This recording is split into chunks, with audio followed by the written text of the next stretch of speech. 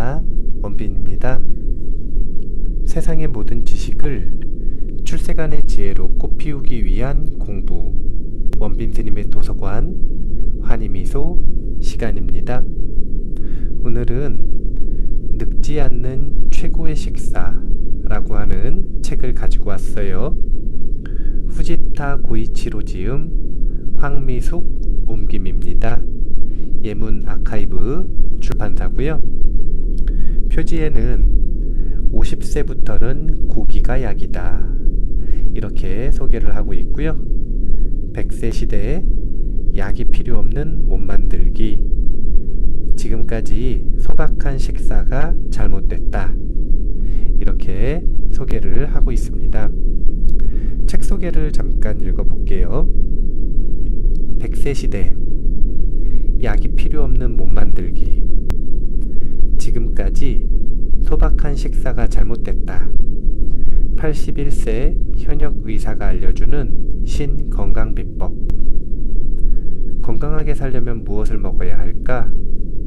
신체 노화가 본격적으로 시작되는 50세 이후에는 식사법도 달라져야 한다. 고령화 시대로 접어들면서 건강한 노후를 위한 식생활에 관심이 더욱 높아진 가운데 잘못된 건강상식을 바로잡고 건강장수의 비법을 담은 책, 늙지 않는 최고의 식사가 나왔다. 이 책은 50세부터 고기를 먹고 건강하게 장수하기 위한 지혜와 고기를 올바르게 먹는 방법에 대해 구체적으로 알려준다. 일본 최고 권위의 면역학 의사이자 81세 현역인 저자는 50세가 넘은 사람이 건강을 위해서라며 고기를 제한하는 것처럼 어리석은 일은 없다고 말하며, 고기를 먹으면 노화를 막을 수 있고 암과 심근경색 등의 생활습관병도 고칠 수 있어 약이 필요 없는 몸이 된다고 역설한다. 일반적으로 고기를 줄이고 채소를 중심으로 한 소박한 식사가 건강에 좋다고 알려져 있다. 하지만 저자는 고기의 콜레스테롤과 지질은 세포를 강화시켜 건강한 몸을 만드는 데 꼭 필요하다. 50세가 넘으면 일주일에 2번 스테이크를 먹어야 한다고 단언한다. 실제로 식사법만으로 당뇨병을 완치한 경험이 있는 저자는 건강한 장수를 위한 식사를 연구하며 육식의 중요성을 깨닫고 고기가 신체의 노화를 완화시키고 건강과 젊음을 유지시키는 핵심이라고 강조한다. 이 책은 고기와 함께 먹으면 좋은 식재료, 고기 먹는 순서, 스테이크를 익히는 정도 등과 같이 고기의 힘을 효과적으로 얻는 방법을 비롯해 체내 시계에 맞춘 식사법, 젊음을 유지시키는 마음가짐, 튼튼한 장을 만드는 비결 등 생활 습관에 대한 유익한 정보를 집약해 건강 장수를 돕는다. 책 소개였고요. 이 책을 고른 이유는 제가 이제 과일 디톡스 프로그램을 자주 강조를 하고, 그리고 송독사에서도 계속 지속적으로 실천을 하고 있습니다. 그러니까 식단이 두 가지 특징이 있는데, 송독사 식단은 첫 번째는 간헐적 단식이에요. 이제 정식으로 화식을 먹는 건 하루에 한 번, 점심시간에만 먹습니다. 아침에는 과일 주스 먹고요. 저녁에도 과일 먹습니다. 그렇게 간헐적 단식을 실천하는 것과 동시에 이제 디톡스 위주의 식단, 야채와 과일만 먹는 이 식단을 병행을 해서 실천을 하고 있습니다. 이렇게 이 디톡스 위주의 식단, 과일 위주의 식단을 강조하다 보니까 많은 분들이 또 궁금해합니다. 그러면 고기를 먹는 것은 무조건 나쁜 것입니까? 그런데 사실 이제 보면 채식을 실천을 하시는 분들의 이 평범한 평균적인 이 리듬이라고 하는 게 있거든요. 그게 뭐냐면, 처음 육식을 하다가 완전 채식으로 돌리면 맨 처음에는 이 활력도 더 높아지고, 그리고 살도 빠지고 건강도 좋아집니다. 근데 그러다가 한 3년에서 5년 이렇게 넘어가기 시작을 하면 건강이 안 좋아지는 경우가 종종 사실은 좀 많이 보입니다. 왜 그런가? 뭐든지 극단적이면 문제가 된다. 우리가 감정에 대해서도 배워서 아시겠지만 부정적인 감정조차 사실은 쓸모가 있다. 이렇게 보시면 돼요. 마찬가지로 우리 몸에 지방이 좋다, 안 좋다 이런 표현들을 하지 않습니까? 이 단백질을 많이 섭취하면 좋다, 안 좋다 이런 표현을 하지만 모든 것에는 의미가 있다. 그래서 무엇이든 극단적으로 결핍이 일어나면 그러면 문제가 발생한다 이렇게 볼 수가 있습니다. 그렇기 때문에 제가 식사법을 비롯해서 모든 건강 비법들 같은 경우에는 입체적으로 살펴보시는 것이 좋다 이런 이야기를 자주 강조를 했죠. 입체적이라고 하는 건 반대되는 의견도 봐야 된다는 거예요. 그에 대한 이유로 이제 이 50세부터는 고기를 먹어야 한다라고 하는 고기를 많이 먹어야 한다라고 하는 이 후지타 고이치로 의사 선생님의 의견을 좀 소개를 한번 해드리려고 합니다. 이런 책들을 보실 때는 원리를 보시는 게 굉장히 중요해요. 단순하게 고기를 먹어야 한다, 말아야 한다. 과일만 먹어야 한다, 말아야 한다. 과일 먹을 때 청국장 같이 먹어도 된다, 안 된다. 이렇게 단순하게 생각을 하는 것이 아니라 그 현상을 꿰뚫고 있는 원리를 찾아서 보시는 게 굉장히 중요하다. 이렇게 조언을 해드리면서 책을 시작을 하겠습니다. 글을 시작하며 건강 정보도 고기도 꼭꼭 씹어서 제대로 알고 먹자. 콜레스테롤 수치와 혈중 지질 수치가 현재 위험 수준입니다. 지금처럼 드시다가는 머지않아 동맥경화에 걸릴 겁니다.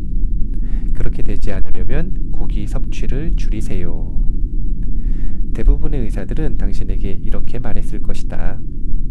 또한 많은 사람들은 당신에게 고기를 멀리하는 소박한 식사, 뿌띠 단식 등의 식이요법이 몸을 젊게 유지한다고 말했을 것이다.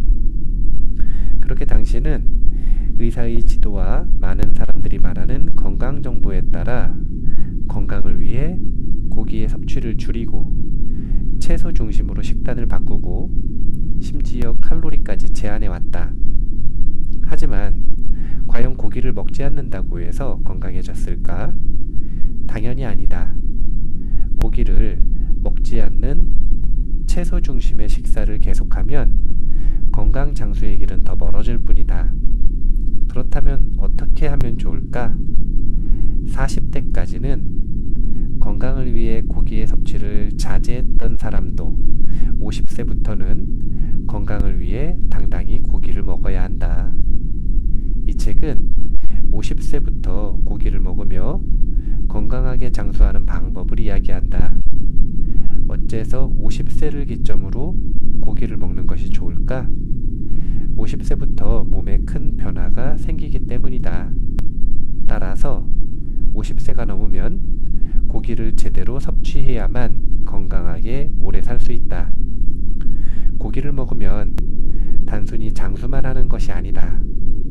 피부와 머릿결은 윤기가 흐르고 정력이 넘치며 지금보다 훨씬 더 건강한 모습으로 생기 넘치는 몸과 마음을 갖고 오래 살 수 있다. 고기를 제대로 먹으면 약을 한 움큼씩 먹어야 하는 생활과도 작별할 수 있다. 항콜레스테롤제나 항우울제, 감기약도 필요하지 않다. 병원의 대합실에서 시간을 쓸 필요도 없을 것이며 가족과 사회를 위해 열정을 쏟으며 살 수 있게 된다. 50세부터 고기를 잘 먹으면 윤택하고 충실한 인생을 보낼 수 있다는 말이다. 단, 고기를 섭취하는 방법이 중요하다. 많은 사람들이 제대로 고기 먹는 법을 모르기 때문에 고기를 먹었더니 몸이 무거워졌다는 증상을 느끼고 고기에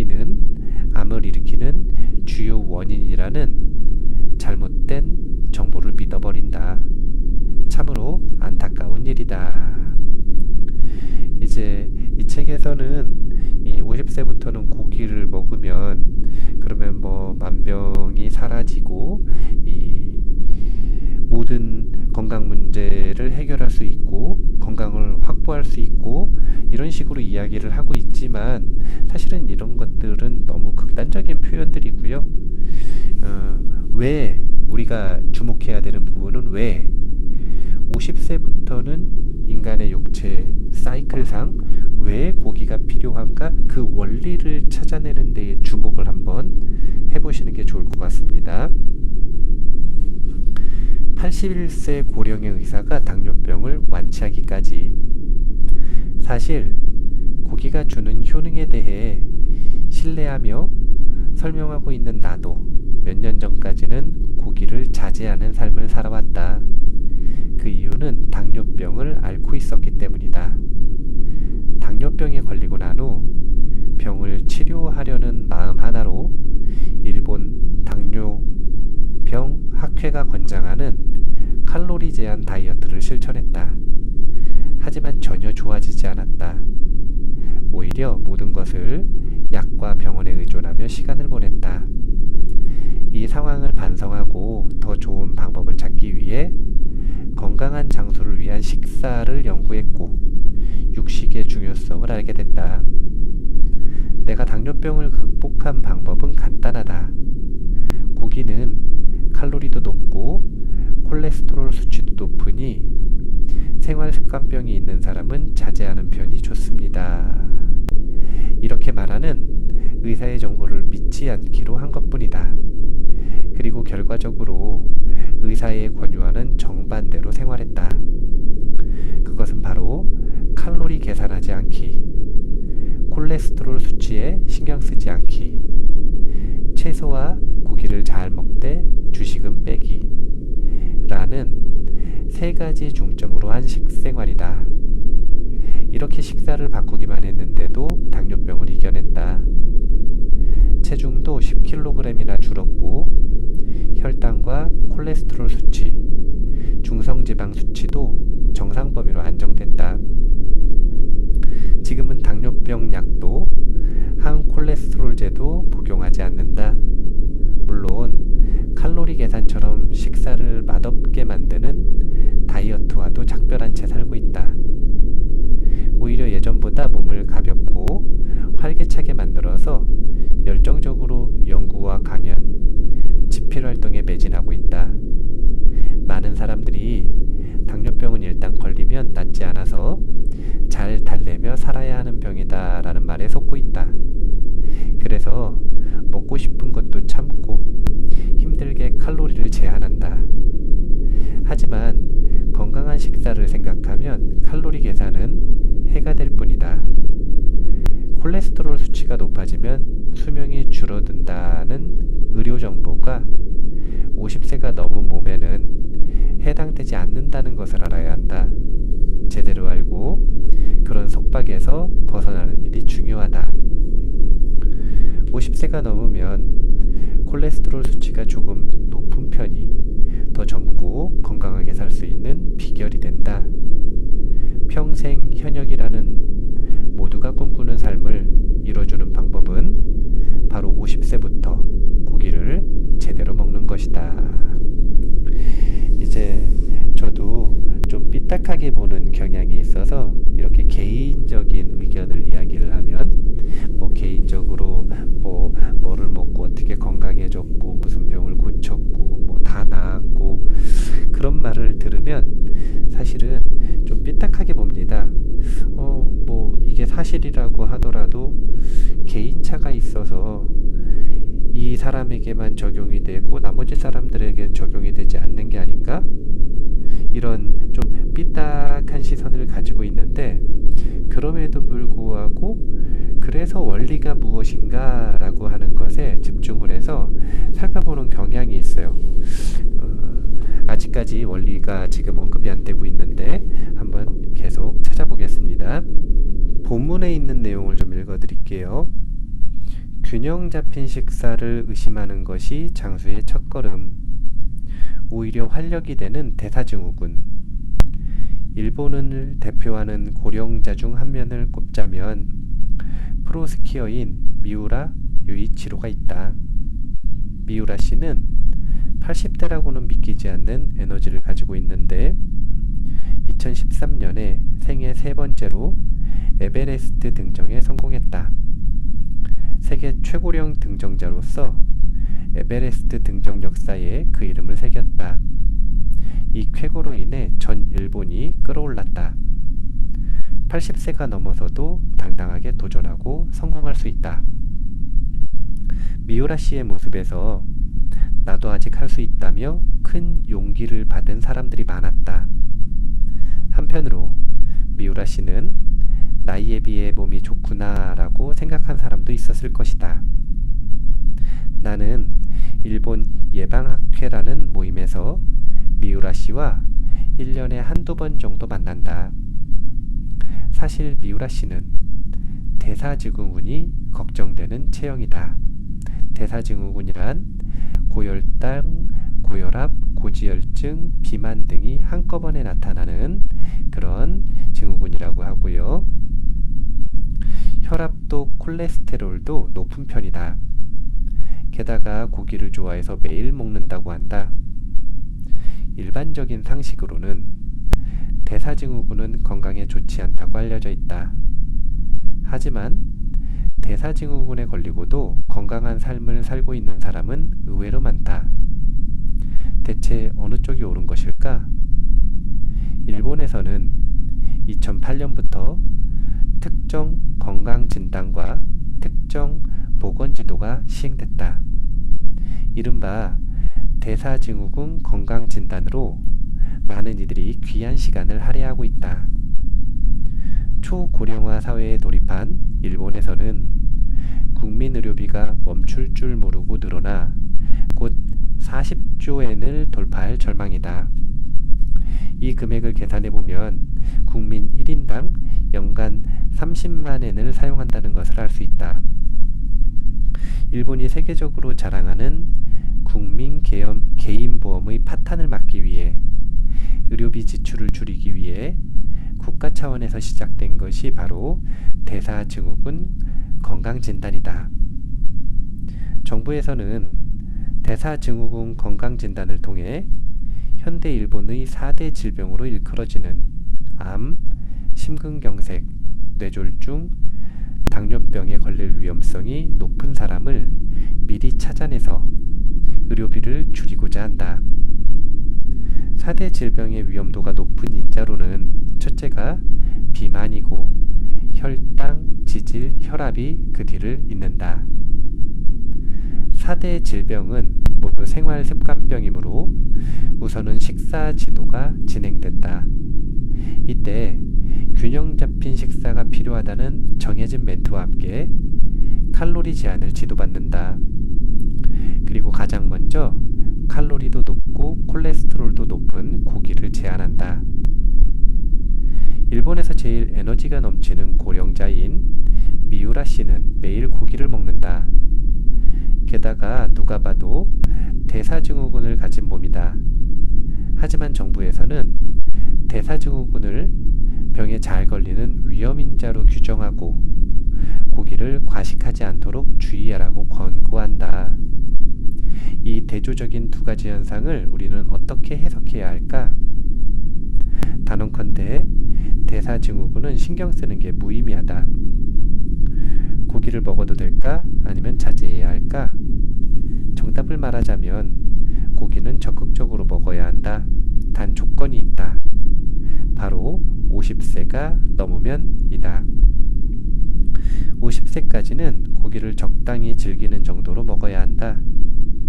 젊었을 때 대사증후군에 걸리면 각종 질병의 위험이 높아지고 생명이 단축된다.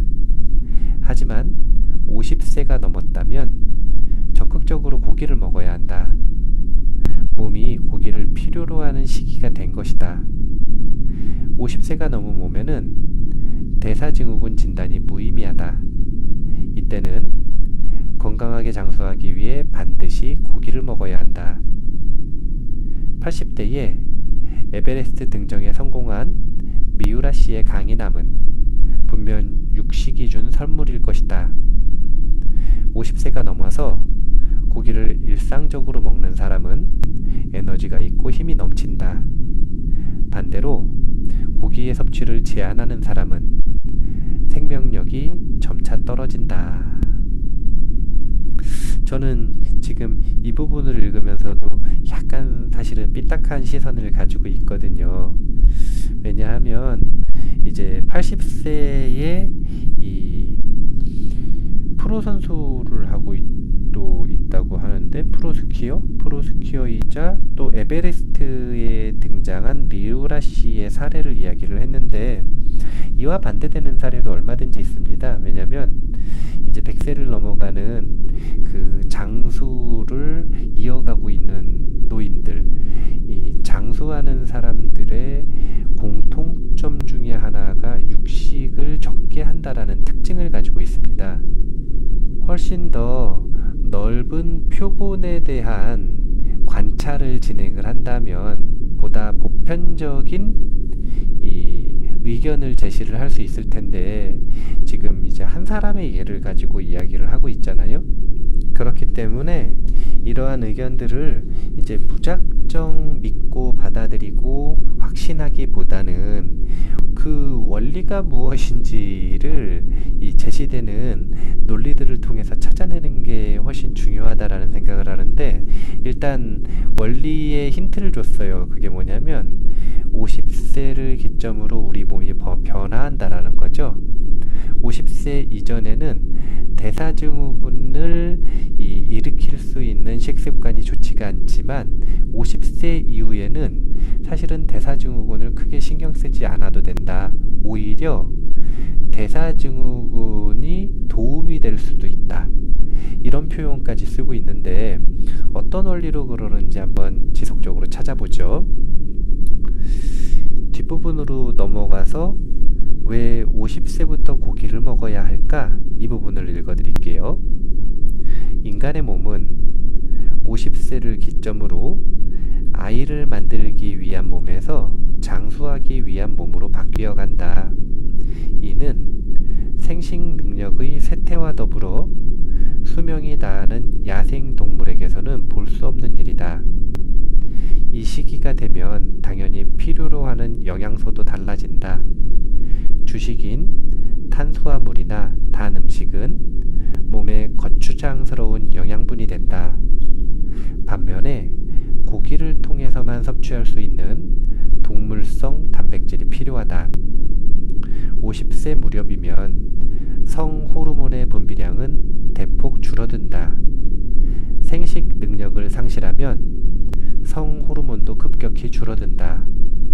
하지만 성호르몬이 감소하면 장수할 수 없고 노화의 속도로 빨라진다.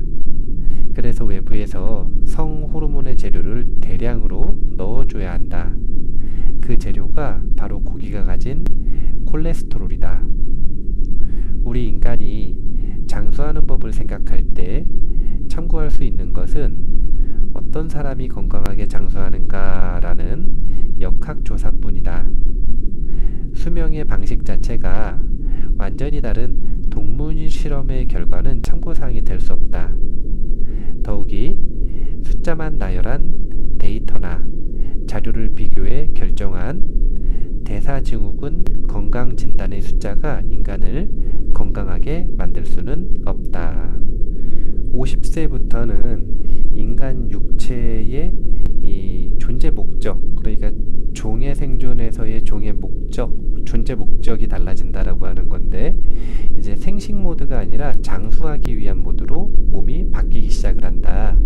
이렇게 이야기를 하는 주장과, 그 다음에 동물 실험이나 숫자 가지고 하는 이 의견들 말고 실제 장수하는 것뿐만이 아니라 활기차게 장수하는 이 장수자들의 사례를 보면 훨씬 더 이 직접적인 데이터를 얻을 수 있을 것이다. 이런 주장을 하고 있는데요. 그래서 100세 장수자들이 우리에게 가르쳐 준 것, 이 부분을 읽어드릴게요. 100세 장수에 대한 역학조사 중에 주목할 만한 것이 있는데, 이미 1972년에 건강하게 장수하려면 고기 등의 동물성 단백질이 필요하다고 보고된 바 있다. 당시 일본의 100세 장수자는 405명이었다. 도쿄 노인종합연구소가 그중 100명의 식생활을 조사했는데 흥미로운 결과를 얻었다. 100명이 모두 고기와 달걀, 생선, 유제품 등의 동물성 식품을 다른 고령자들의 평균보다 더 많이 섭취하고 있었다. 반대로 채식주의자는 한 명도 없었다. 소박한 식사를 미덕으로 삼으면 건강하게 장수할 수 없다는 사실을 이미 알고 있었던 것이다. 도쿄 건강장수소 연구소의 신카이 쇼지 박사 등의 연구팀은 고령자의 식사를 16년에서 20년이라는 장시간에 걸쳐 조사하기도 했다. 그 연구를 통해 잘 먹어서 영양 상태가 좋은 고령자가 건강 장수한다는 결과를 얻었다. 건강하게 장수하려면 고기를 섭취해야 한다는 것이 분명히 드러난 것이다. 이제 저는 이 부분에서도 사실은 조금 또 삐딱해요. 뭐가 삐딱하냐면 사실은 좀 다르게 해석이 된다고 해야 될까요? 너무 소식을 하는 게 좋지 않다는 것이지 그렇다 그래서 많이 먹어야 된다는 건 결코 아닙니다. 극단적인 건 문제가 된다는 거예요. 적게 먹고 많이 먹고 하는 이 극단뿐만이 아니라 어떤 특정한 음식 그리고 어떤 특정한 영양소 자체가 극단적으로 결핍되는 것 역시 문제가 됩니다. 그렇기 때문에 우리가 골고루 무조건 잘 먹어야 된다 이런 무책임한 말을 하는 것이 아니라 원리를 알아서 결핍되는 영양분이 없이, 그러니까 육식을 하지 않을 것이라면 육식을 통해서 공급되던 영양소를 대체할 수 있는 다른 무엇인가를 꼭 만들어 놓고 육식을 하지 않아야 되는 것이죠. 그게 가능한지 가능하지 않은지는 이제 이 연구하는 학자들마다 의견이 분분하니까요. 그런 의견들을 종합을 해서 자기 자신이 자기의 식단을 조절을 하는 것이 핵심이 될 텐데, 그러려면 역시 원리를 잘 알아야 한다. 이렇게 생각을 하시면 좋습니다. 고기를 많이 먹는 생활을 했을 때 동맥경화가 생길 수 있다. 콜레스테롤 때문에. 이제 그런 상식을 우리가 가지고 있지 않습니까? 그 부분에 대해서 반대하는 의견을 이야기하는 부분이 있는데, 이 진짜 동맥경화의 원인, 그것이 무엇인지를 이렇게 말합니다. 동맥경화의 원인은 고기가 아니라 활성산소다. 콜레스테롤 수치가 더 높아지면 동맥경화가 진행돼 심근경색에 걸릴 위험성이 큽니다. 콜레스테롤이 많은 고기나 달걀의 섭취를 자제하세요. 의사와 1대1로 진찰을 받을 때 얼굴을 마주한 채로 이런 이야기를 들은 탓에 고기를 끊은 사람이 꽤 많다. 동맥경화가 무섭다는 건 모두가 알고 있기 때문이다. 그런데 이런 의사의 말에는 동맥경화를 진행시키는 중요한 진실이 한 가지 빠져 있다. 콜레스테롤 수치가 너무 높으면 동맥경화에 걸리기 쉽다는 말은 틀리지 않다. 하지만 콜레스테롤 자체가 동맥경화를 일으키는 것은 아니라는 점을 알아야 한다. 동맥경화가 생기는 경위를 바르게 이해하면 고기나 달걀을 무작정 멀리할 필요가 없다는 사실을 알 수 있다. 동맥경화를 일으킨 혈관을 조사해보면 LDL 콜레스테롤이 발견된다. 이로 인해 혈관을 노화시켜 동맥경화를 일으키는 원인 물질은 LDL 콜레스테롤이라고 간주됐고, 나쁜 콜레스테롤이라는 불명예스러운 이름으로 불리게 됐다.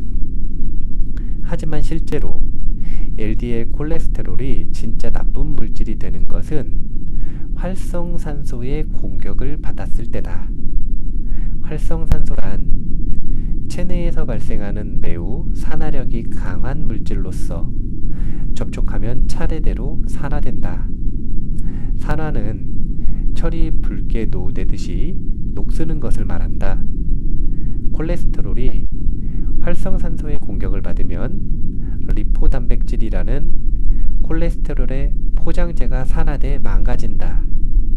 그러면 리포단백질에 감싸여 있던 콜레스테롤 본체까지 산화돼 과산화지질이라는 유해물질로 변질된다. 과산화지질은 혈관에 상처를 주고 약하게 만드는 작용을 한다. 손상된 혈관을 수복하려면 콜레스테롤이 필요하다. 혈관벽에 염증이 생기면 LDL 콜레스테롤이 재빠르게 도달해 혈관의 상처를 치료하려고 한다. 이제 이 동맥경화, 이것의 원인이 콜레스테롤이 아니라 활성산소와 만난 콜레스테롤의 문제라는 거죠. 그래서 진짜 원인을 활성산소라고 이야기를 하고 있습니다. 사실 활성산소의 유해함은 수많은 실험들을 통해서 이제 사람들에게 상식처럼 받아들여지고, 이를 예방하기 위해서 고산소 상태를 유지하는 방법들에 대한 이 실천법들이 연구가 되었고, 그것을 실천하는 사람들이 많이 늘어나고 있습니다. 그렇기 때문에 콜레스테롤과 활성산소와의 관계에 대한 부분이 지금 책에서 잘 소개를 되고 있는데, 그 부분도 한번 읽어보시면 좋겠다, 이런 생각을 합니다. 50세부터는 어쨌든 어느 정도 고기를 먹는 것이 필요하다, 그것이 더 도움이 되는 몸으로 바뀐다, 이런 주장을 지금 지속적으로 하고 있는데요. 그러면 고기를 막 먹는가? 그렇지는 않고요. 고기를 먹는 방법 역시 제시를 하고 있습니다. 그 중에서 한 가지, 섞어 먹는 것에 대한 이 우려를 이야기를 하는데, 이것을 한번 이야기해 보도록 하겠습니다. 스테이크와 밥은 최악의 조합이다. 탄수화물을 끊어야 하는 진짜 이유. 장이 싫어하는 음식은 또 있다. 바로 당질이 많이 함유된 식품이다. 당질이라고 하면 설탕을 떠올릴 수도 있지만 그것만 있는 것이 아니다. 우리가 평소 먹는 밥이나 빵, 면류 등의 탄수화물에도 당질이 많이 들어있다. 감자나 고구마, 달콤한 과일도 그렇다. 이렇게 당질이 풍부한 식품 중에서 장이 특히 싫어하는 것은 하얗게 정제된 것으로 흰 쌀밥이나 빵, 면류, 설탕 등이다. 우리의 식생활에 이미 익숙한 식품들이 왜 장에 부담을 주는 걸까? 우선 당질은 장에 직접적인 영양분이 되지 않기 때문이다.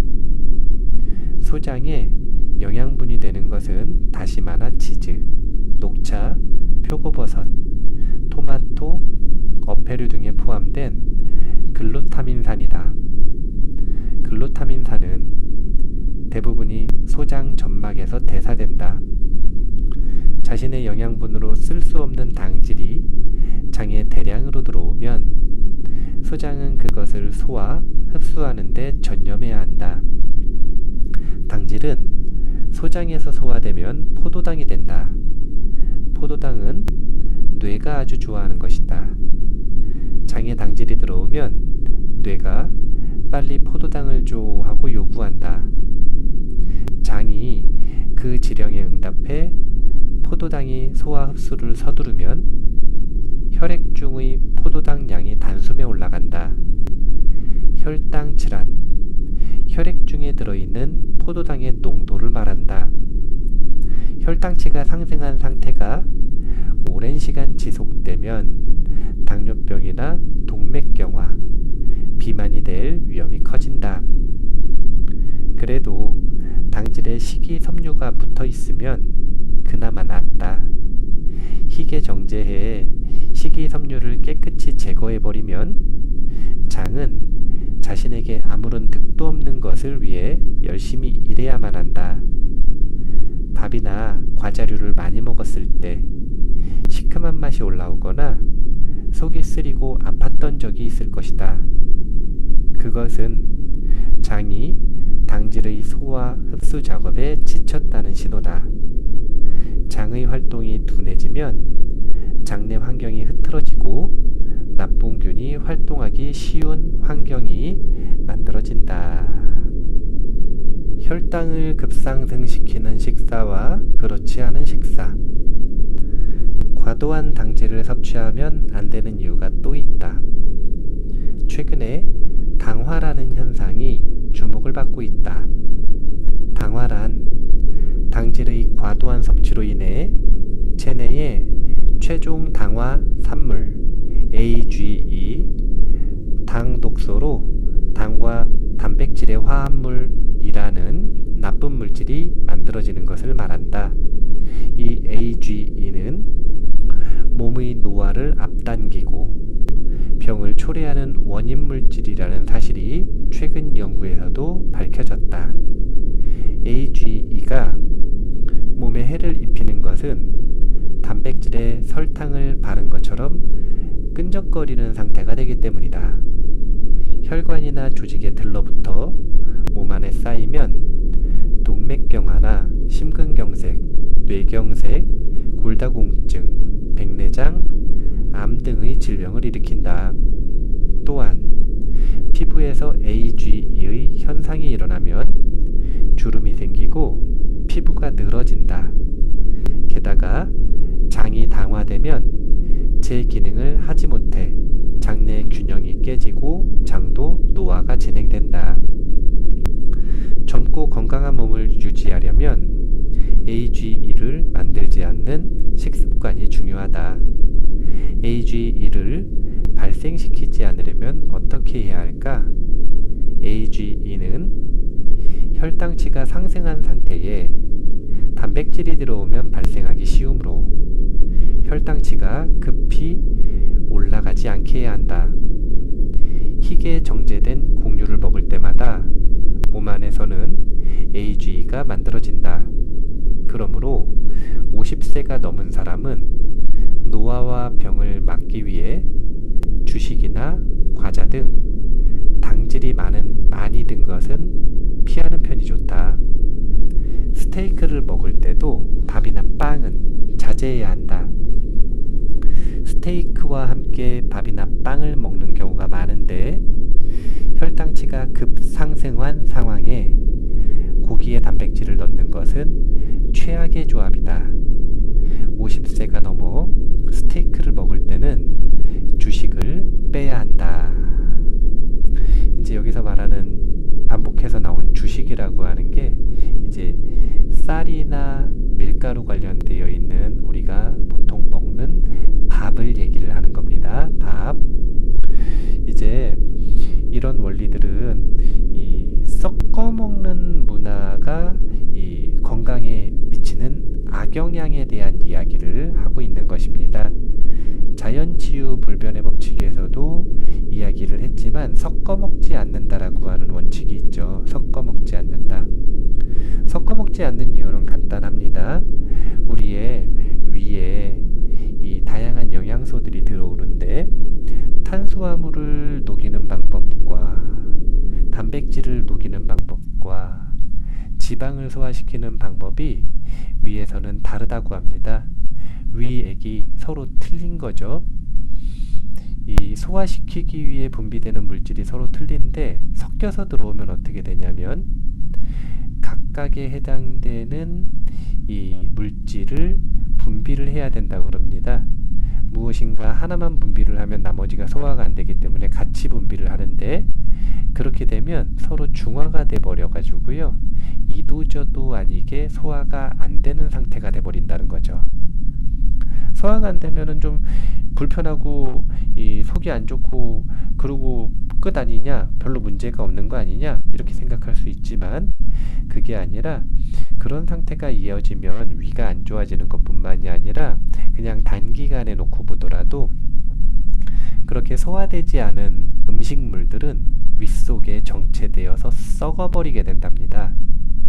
그래서 윗속에서 이 음식을 많이 섞어 먹은 날, 특히 뷔페 같은 데 갔다 온 날, 소화가 안 되고 그 시간이 길어지면 입 안에서 뱃속 깊은 곳에서 썩은 냄새가 올라오는 게 느껴질 때가 있는데 그게 뭐냐면 들어간 음식물이 위에서 썩어버린 것이다.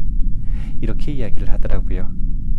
그런 식으로 우리의 위 기능을 점점 망가뜨리는 경향이 있는데 이렇게 위 기능이 망가지고 나면 사실은 이 고기를 잘 못 먹는 거 이런 것뿐만이 아니라 야채, 뭐 우리가 주로 좋아하는 다양한 음식들, 채소들, 과일들 전부 다 소화를 잘 못 시키는 그런 건강 상태로 바뀌게 됩니다.